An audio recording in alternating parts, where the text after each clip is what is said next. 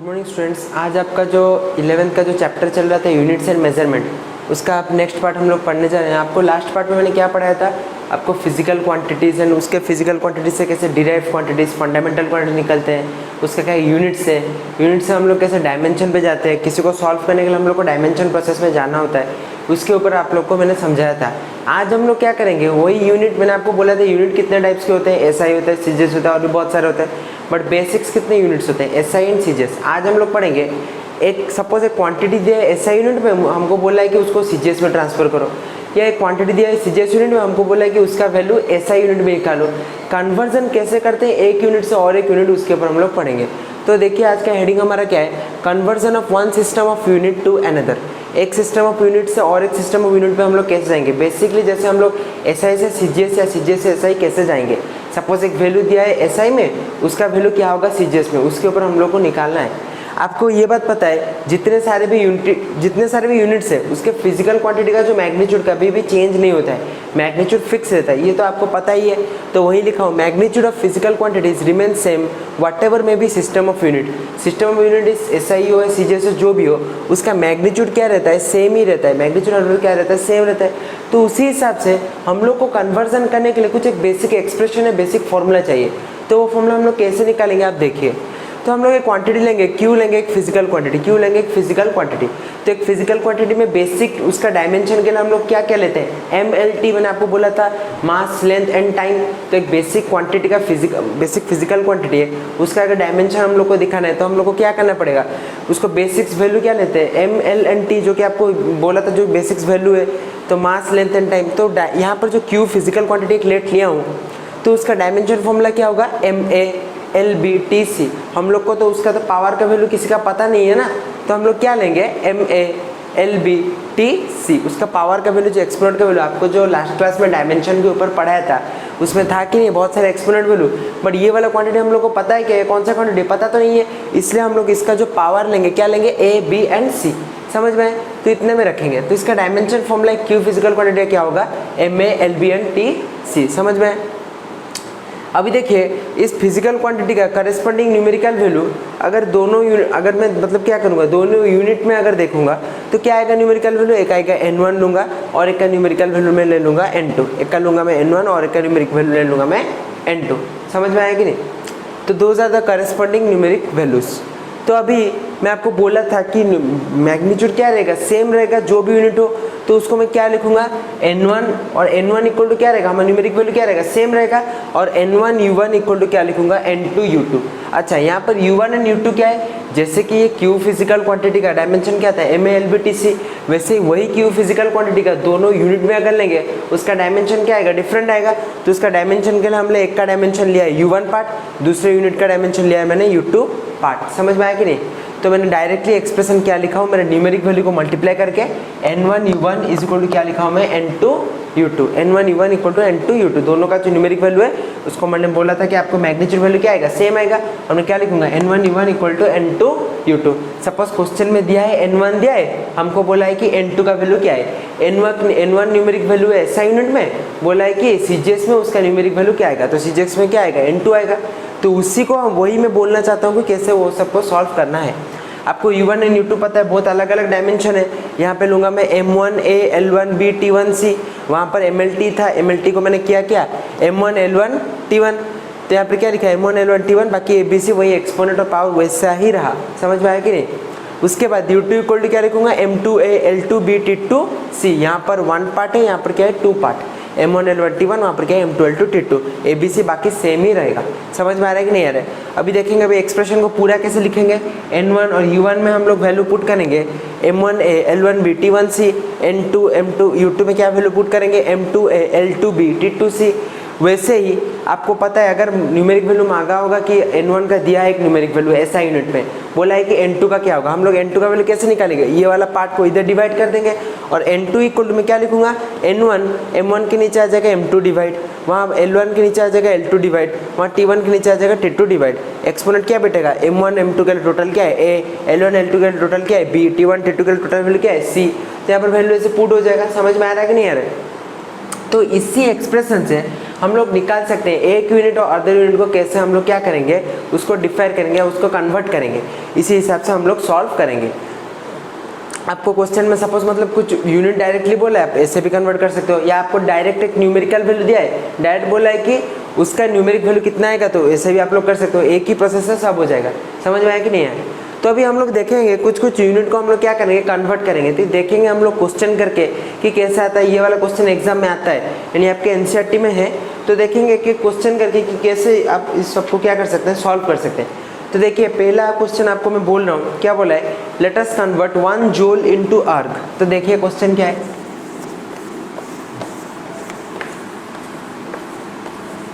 तो आपको पता है ये M1, L1 and T1 SI के लिए अलग होगा, CGS के लिए भी अलग होगा। इसके बारे में तो आपको ऑलरेडी पता है, इसके बारे में आपको ऑलरेडी पता है कि नहीं। जैसे कि आप लोग ले लो L1 ले लो, L1 क्या ले लो आप, SI यूनिट मतलब लेंथ का कितना होता है, मीटर होता है। वही मैं चीज़ CGS में लूँगा तो वो कितना आएगा, सेंटीमीटर आएगा। ये बात आपको ऑलरेडी पता है। तो वैसे हम लोग को क्या करना है, डिफर करना है। वैसे यहाँ पर kg आएगा, उधर ग्राम आएगा, टाइम का बात सेम ही रहेगा, इधर भी सेकेंड उधर भी सेकेंड्स। तो देखिए हम लोग कैसे करते हैं, यहाँ पे क्या बोले, कन्वर्ट 1 जूल इनटू अर्ग। तो क्या कन्वर्ट करना है, पहला क्वेश्चन, ये बहुत इंपॉर्टेंट क्वेश्चन है, आता है आपके एग्जाम में। कन्वर्ट 1 जूल इनटू, क्या बोला है, कन्वर्ट 1 जूल इनटू अर्ग। 1 जूल को हम लोग कैसे अर्ग में कन्वर्ट करेंगे उसके ऊपर हम लोग देखेंगे। तो आपको ये बात भी पता है, जूल क्या है, जूल बेसिकली क्या है, जूल बेसिकली क्या है, ऐसा यूनिट है। जूल बेसिकली क्या है, ऐसा यूनिट है। किसका ऐसा यूनिट है, कौन सा क्वांटिटी का, एनर्जी का, एनर्जी का। एंड अर्ग क्या है, एंड आर क्या है, सीजीएस यूनिट। इसके बारे में आपको ऑलरेडी पता है। जूल किसका यूनिट है, एनर्जी का, एनर्जी क्वांटिटी का यूनिट है, आपको ये बात पता है। तो ये क्या है, कैसा यूनिट है, आपको कन्वर्ट करना है किस में, आपको आर्ग में कन्वर्ट करना है। क्या आपको देखना है, एक क्वांटिटी दिया, एक न्यूमेरिक वैल्यू दिया है 1 जूल, उसी न्यूमेरिक वैल्यू 1 जूल, सपोज वो है N1, हमको निकालना है कि वही 1 जूल आर्ग N2 में, आर्ग में और एक न्यूमेरिकल आएगा N2 में वो कैसे मतलब उसका फॉर्मूला आएगा या उसका वैल्यू कितना आएगा, उसके ऊपर हम लोग को देखना पड़ेगा। तो आपको पहले ये बात देखना पड़ेगा, तो हमारा तो यहाँ पर बेसिक क्वांटिटी कौन है, हमारा जो बेसिक क्वांटिटी, वहाँ पर जैसे एक्सप्रेशन में Q लेते थे, यहाँ पर वैसे बेसिक क्वांटिटी एक्सप्रेशन में Q हम लोग किसको लेंगे, Q मतलब कौन है, एनर्जी है। तो एनर्जी हमारा क्या है, यहाँ पर बेसिक क्वांटिटी है। यहाँ पर देखिए एनर्जी हमारा क्या है, बेसिक क्वांटिटी। तो मैं आपको बोल रहा हूँ पहले बेसिक क्वांटिटी का पहले क्या लिखना है, डायमेंशन लिखना है। एनर्जी का डायमेंशन आपको पता है कितना होगा, ml2 T⁻², ml2 T⁻²। ये आपका क्या है, बेसिक क्वांटिटी एनर्जी का। अभी इसमें हम लोग क्या करेंगे, डिफर करेंगे, कन्वर्ट करेंगे SI एंड CGS में। इसका एक न्यूमेरिक वैल्यू रखेंगे SI, एक न्यूमेरिक वैल्यू हम लोग रखेंगे किसमें, CGS में। समझ में आ रहा है कि नहीं आ रहा। तो इसमें आपको ये बात भी पता है, A का वैल्यू कितना आएगा, A का वैल्यू आएगा 1, B का वैल्यू आएगा 2, T का वैल्यू कितना आएगा, सॉरी C का वैल्यू कितना आएगा -2। आपको जितने भी पावर के वैल्यू है आपको पता है कि नहीं है, A का वैल्यू आएगा 1, B का वैल्यू 2, C का वैल्यू -2।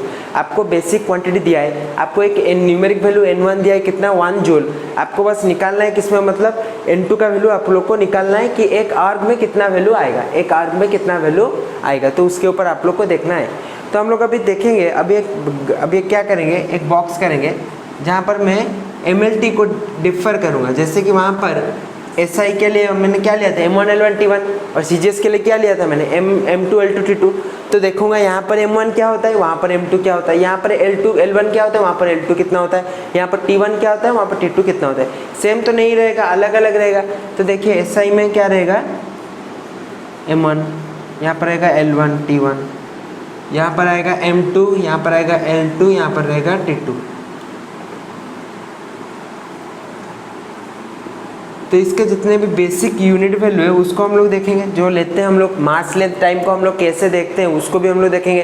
तो SI में मास को कैसे लिखते हैं, 1 kg में क्या लिखते हैं, 1 kg में। देखिए इसको कैसे सॉल्व कर रहा हूँ, SI में कैसे लिखते हैं 1 kg में, और 1 kg कितना होता है, 1000 ग्राम होता है। और वही चीज़ M2 CGS में कितना होता है, 1 ग्राम। ये तो आपको ऑलरेडी पता है, ग्राम में होता है, कितना होता है 1 ग्राम। वैसे L1 क्या होता है, 1 मीटर होता है। L1 क्या होता है, 1 मीटर होता है कि नहीं होता है, 1 मीटर होता है। 1 मीटर कितना होता है, 100 सेंटीमीटर होता है, वैसे यहाँ पर L2 कितना होता है 1 सेंटीमीटर, ये आपको ऑलरेडी पता है। सीजीएस में कितना होता है सेंटीमीटर होता है, वैसे टाइम कितना होता है, टाइम कितना होता है 1 सेकेंड। सीजीएस में भी टाइम का वैल्यू तो कुछ चेंज नहीं होता ना, वही 1 सेकेंड रहता है, उसका यूनिट सीजीएस में तो कुछ है ही नहीं है, तो कितना रहता है 1 सेकेंड ही रहता है। हम लोग को यहाँ पर न्यूमेरिक वैल्यू N1 कितना दिया है, N1 दिया है 1 जूल, N1 दिया है 1 जूल। N2 किस में निकालना है, आर्ग में। N2 हम लोग किस में निकालना है, आर्ग में। अच्छे से देखिए इस क्वेश्चन को, N2 हम लोग किस में निकालना है, आर्ग में। तो हम लोग को फिक्स वैल्यू है N2 का वैल्यू निकालना है। तो आपको एक्सप्रेशन ऑलरेडी पता है, आपको एक्सप्रेशन ऑलरेडी पता है, N2 इक्वल टू N1 कितना है M1 M2 to the power A, L1 L2 to the power B, T1 T2 to the power C। इसके बारे में आपको ऑलरेडी पता है, M1 M2 to the power A, L1 L2 to the power B, T1 T2 to the power C। इसके बारे में आपको ऑलरेडी पता है कि इसका न्यूमेरिक वैल्यू, इसका मतलब कैसे हम लोग एक्सप्रेशन हम लोग कैसे निकालेंगे। मैंने आपको बोला था क्वेश्चन में, आपको सॉल्व करके दिखाया था, मतलब एक्सप्रेशन में जब डिराइव कर रहा था। तो देखिए N1 हमारा कितना है 1 है, अच्छे से देखिए इसको, N1 हमारा कितना है 1 है कि नहीं है। अच्छे से देखिए N1 हमारा कितना है 1 जूल है, N1 हमारा कितना है 1 जूल है। हमारा M1 कितना है 1000 ग्राम, केजी में नहीं लेंगे, डायरेक्ट लिखेंगे किसमें, ग्राम में। कितना लिखेंगे 1000 ग्राम, 1000 ग्राम। M2 कितना है 1। अच्छा A का पावर कितना था 1, वैसे यहाँ पर L1 कितना है 100 सेंटीमीटर 100, और L2 कितना है 1।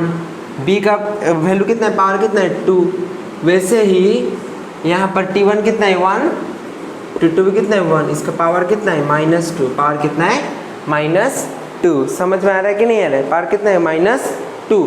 तो इसको हम लोग अगर एक्सप्रेशन में लिखेंगे कितना आएगा, इसमें 10 द्वारा कितना आएगा 3 आएगा, उसमें 10 द्वारा कितना आएगा, डायरेक्टली करने से कितना आएगा 10 द्वारा कितना आएगा 4 आएगा। तो आपको पता है ऑलरेडी वैल्यू, तो आप कैसे लिखेंगे 1 इंटू 10 द्वारा 3, तो इसको कैसे लिखेंगे 1 इंटू 10 द्वारा 3 इंटू 10 द्वारा 4, 10 द्वारा 3 प्लस 10 द्वारा 4 कितना होता है 10 द्वारा 7, कितना आएगा। इसको आपको मैथमेटिकल सॉल्व तो आपको पता है 10 द्वारा 7, और 10 द्वारा 7 किस में आएगा, आर्ग में आएगा। तो अभी हम लोग को समझ में आ गया 1 जूल जो एनर्जी का था वो आर्ग में कितना आएगा 10 द्वारा 7 आर्ग। तो यहाँ पर लिख सकते हैं 1 joule is equal to 10 to power 7 erg. क्या लिख सकते हैं 1 जूल इज इक्वल टू 10 द्वारा 7 आर्ग। ये आपको समझ में आया कि नहीं आया, अच्छे से देखिए, पहले अच्छे से देखिए, ये क्वेश्चन आपको समझ में आ रहा होगा। पहले आपको दिया था, आपका बेसिक क्वांटिटी किसमें दिया था, एनर्जी। एनर्जी में 2 यूनिट में डिवाइड किया था, एक था जूल एक था आर्ग। कितना जूल दिया था 1 जूल। तो पहले हम लोग चेक करेंगे 1 जूल का डायमेंशन में कितना वैल्यू आएगा, उसके बाद आर्ग का डायमेंशन वैल्यू में कितना आएगा, उसके बाद उसका न्यूमेरिक चेक करेंगे। न्यूमेरिक वैल्यू क्या है, N2 equal to N1 M1 by M2A, L1 L2 to the power B, T1 T2 to the power C। ऐसे हम लोग वैल्यू निकालना है। समझ में आ रहा है कि नहीं आ रहा है, समझ में पे आप लोग लिख सकते हैं कि एक सिस्टम जो यूनिट था 1 जूल से, ऐसा यूनिट उसको सीजीएस आर्ग में करने से कितना होता है 10 टू द पावर 7, कितना होता है 10 टू द पावर 7। समझ में आया कि नहीं। अभी हम लोग और एक क्वेश्चन करके देखेंगे, वो थोड़ा डिफरेंट मेथड में होगा, तो वो कैसे सॉल्व करेंगे वो हम लोग अभी देखेंगे। तो देखिए आपका सेकेंड क्वेश्चन क्या है, इसको पहले आप नोट कर लीजिए, उसके बाद हम लोग देखेंगे आपका सेकेंड क्वेश्चन कैसे सॉल्व होगा।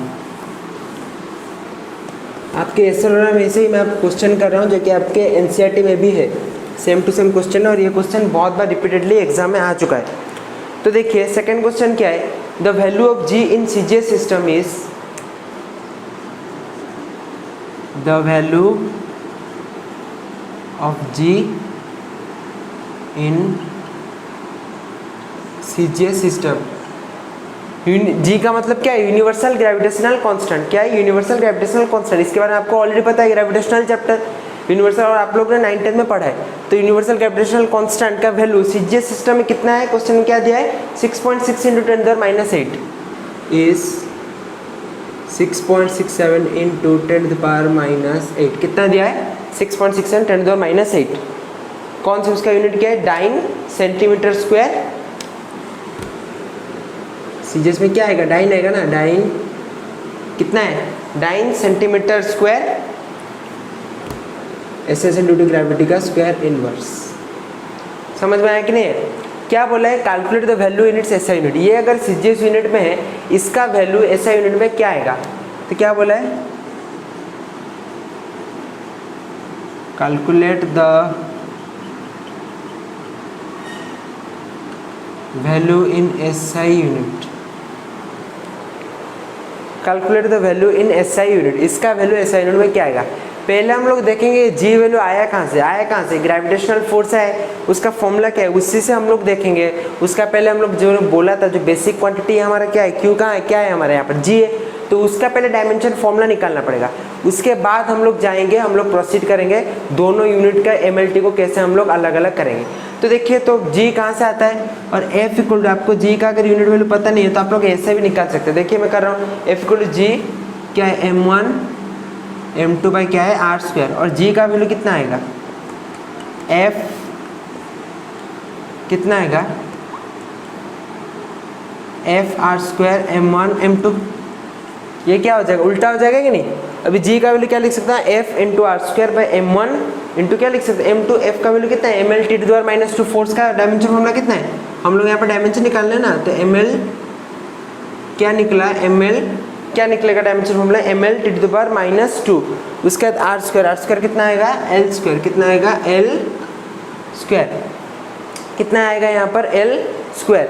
उसके बाद इसको डिवाइड करेंगे, मास में क्या आएगा, M एंड क्या आएगा, M, मास में क्या आएगा, M इंटू M आएगा, तो उसका वैल्यू कितना आएगा, M inverse L to the power 3, M inverse L to the power 3 T to the power -2।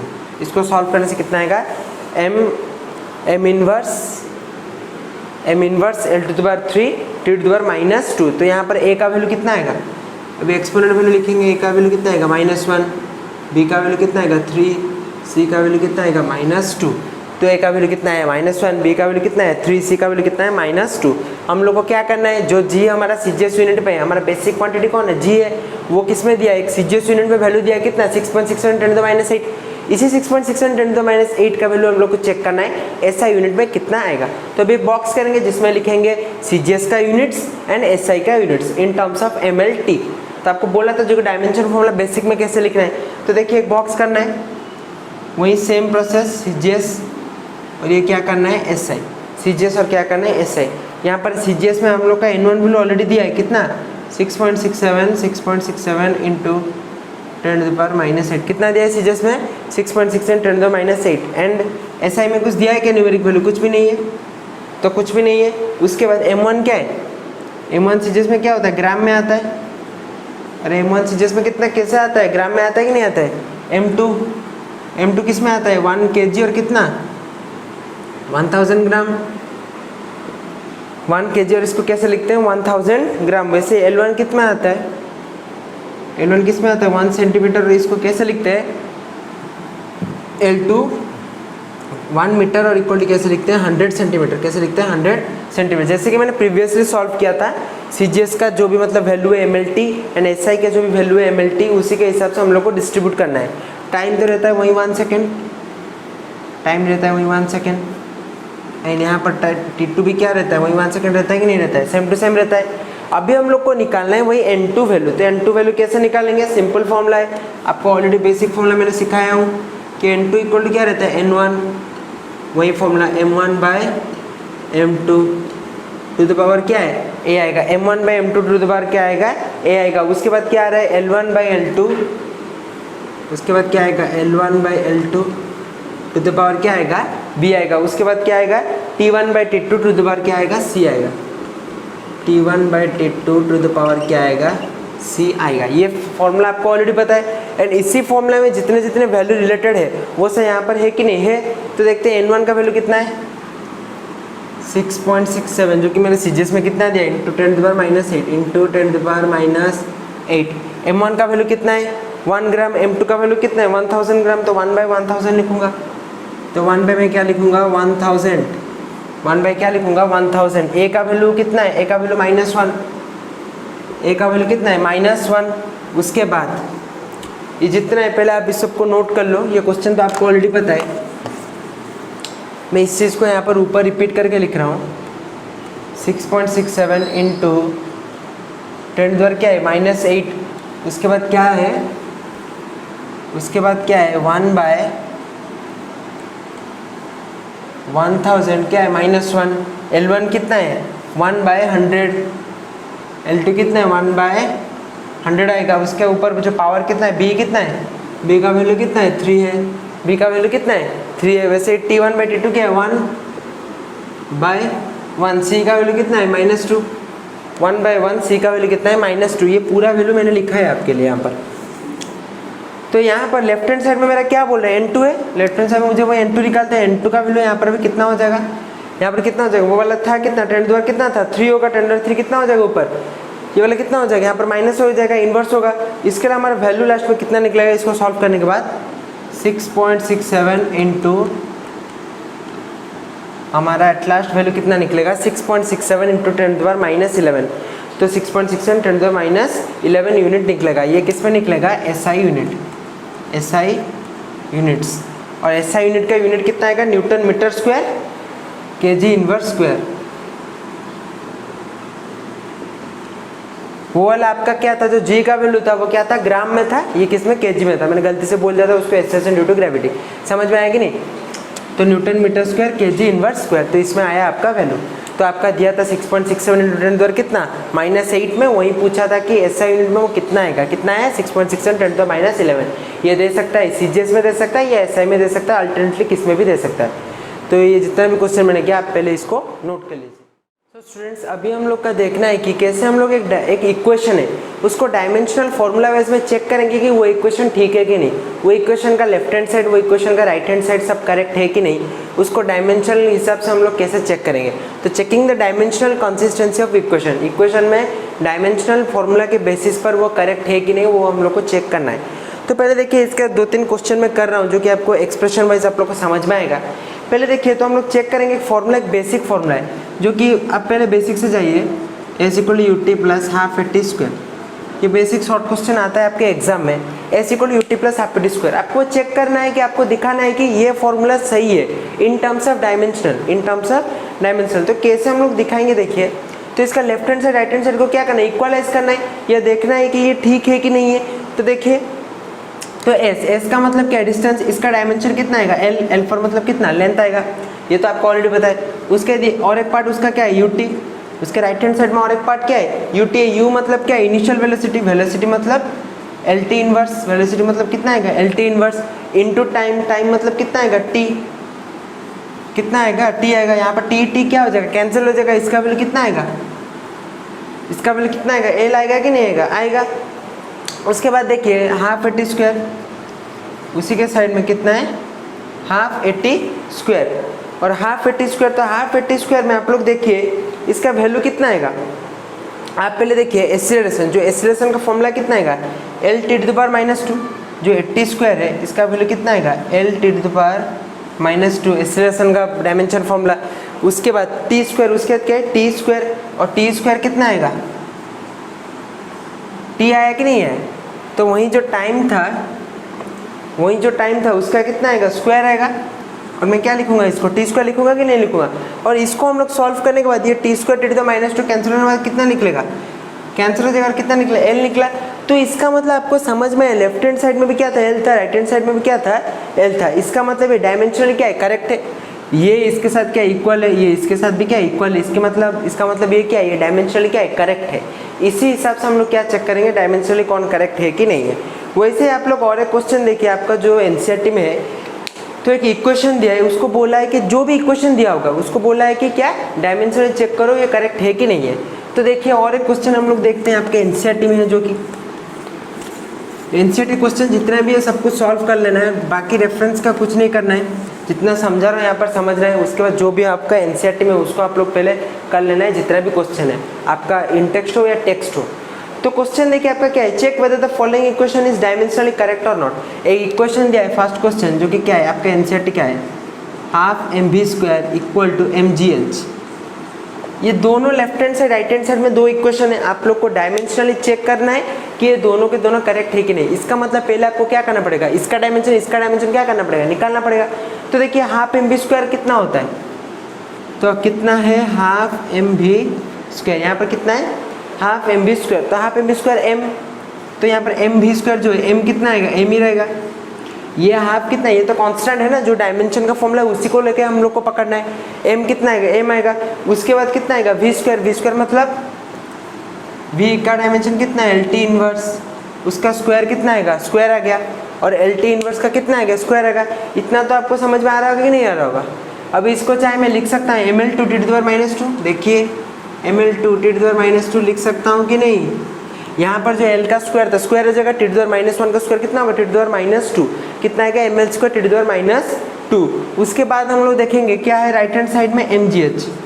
Right hand side में क्वेश्चन क्या दिया है, mgh, m का वैल्यू तो आपको ऑलरेडी पता है कितना आएगा, m का वैल्यू आपको ऑलरेडी पता है कितना आएगा, m आएगा, g मतलब वही एक्सीलरेशन ड्यू टू ग्रेविटी है, वही एक्सीलरेशन है, कितना आएगा, एल टी इनवर्स कितना आएगा, एक्सीलरेशन का डायमेंशन फॉर्मूला आप सब ये सब जितना भी चार्ट में बोल रहा था डायमेंशन फॉर्मूला सब कुछ याद रखना है। एल का कितना आएगा, एल टी इनवर्स आएगा, आएगा कि नहीं, तो कितना आएगा, sorry L T T to the power -2, कितना आएगा, L T to the power -2। उसके बाद यहाँ पर क्या है, एच है, एच मतलब डिस्टेंस, डिस्टेंस मतलब वही एल में आएगा, वही एल में आएगा कि नहीं आएगा, आएगा। अभी देखिए ये ml2 हो जाएगा, ये ml2 हो जाएगा, और इसको मैं क्या लिख सकता हूँ, टी टू द पावर -2 रहेगा, वही लिख सकता हूँ कि नहीं, सेम टू सेम। ये l एंड l क्या हो जाएगा, इसका एक्सपोनेंट सेम से क्या होगा, 1 + 1 कितना होगा, 2 होगा। अभी हम लोग को समझ में आ गया left hand side and right hand side क्या इक्वल है कि नहीं है, तो ये डायमेंशनल क्या है, करेक्ट है कि नहीं है, करेक्ट है, समझ में आया कि नहीं है, अच्छे से देखिए। उसके बाद और एक क्वेश्चन है, और एक क्वेश्चन आप लोग कर लीजिए, ये भी आता है कभी कभी आपके एग्जाम में, देखिए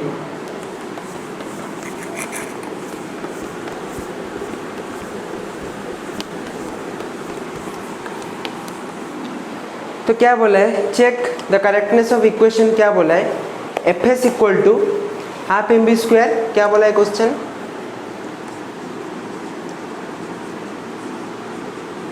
एफ एस इक्वल टू क्या बोला है, half M B square minus half F S equal to half M B square minus half M U square. क्या बोला है, whether F is the force acting on body of mass M and S is the distance move by the body when velocity changes from U to V. तो अभी बोला है क्या, ये F क्या है, फोर्स है, एस क्या है, डिस्टेंस है। अभी हम लोग को left hand side right hand side both के बोथ क्या करना है, बोथ के डायमेंशन जितना भी आएगा उसको हम लोग क्या करना है, चेक करना है correctness.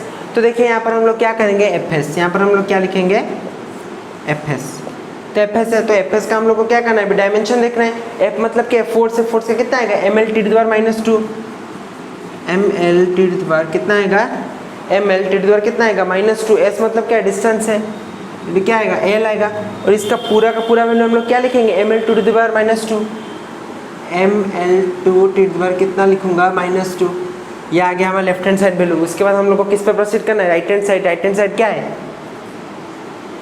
Half M B square, कितना है, हाफ एम बी स्क्वायर, तो हाफ एम बी स्क्वायर है, half M B square, M का वैल्यू आपको ऑलरेडी पता है कितना आएगा, एम ही आएगा, एम का वैल्यू कितना आएगा, ओनली एम ही आएगा। उसके बाद वी का वैल्यू मतलब वेलोसिटी कितना आएगा, L T inverse, L T inverse का स्क्वायर, और इसको भी मैं वही लिख सकता हूँ कि नहीं, M L two T to the power -2। देखिए ये वाला सेम हुआ कि नहीं, तो ये क्या है, डायमेंशन करेक्ट है। उसके बाद और ये एक्सप्रेशन है half M U square, half M U square को भी चेक करना है, हाफ एम यू स्क्वायर आपको यहाँ पर भी पता चला कि ये भी सेम होगा, वही मास रहेगा एम, यू मतलब वही इनिशियल स्पीड, और एल टी कितना आएगा, इनवर्स का स्क्वायर कितना आएगा, एल टी इनवर्स का कितना आएगा, स्क्वायर आएगा, और ये भी वही है, M L two T to the power -2। तो ये डायमेंशनली करेक्ट हुआ, तीनों के तीनों जो भी फॉर्मूला निकला डायमेंशनली करेक्ट निकला कि नहीं निकला। तो ये आपका बेसिक एक्सप्रेशन जो कि है आप लोग को निकालना है, वो पूछा होगा क्वेश्चन में कि डायमेंशनली करेक्ट करो या करेक्टनेस चेक करो। तो ये आपको कन्वर्जन भी आज के लिए खत्म किया। तो नेक्स्ट क्लास में हम लोग क्या पढ़ेंगे, कुछ मतलब फॉर्मूला होगा, उस फॉर्मूला को हम लोग को डिराइव करना है, मतलब कुछ बेसिक्स क्वांटिटीज दिया होगा उसको हम लोग डायमेंशनली पुट करके उसका बेसिक जो फॉर्मूला निकलेगा, लास्ट में जो एक्सप्रेशन निकलेगा उसके ऊपर हम लोग देखेंगे नेक्स्ट क्लास में। तो आज के लिए इतना भी, जो भी डाउट है आप लोग को इसमें से आप लोग डिस्क्रिप्शन में व्हाट्सएप नंबर वहाँ से पूछ सकते हैं। सो इसको आप लोग नोट कर लीजिए। Thanks for watching this video.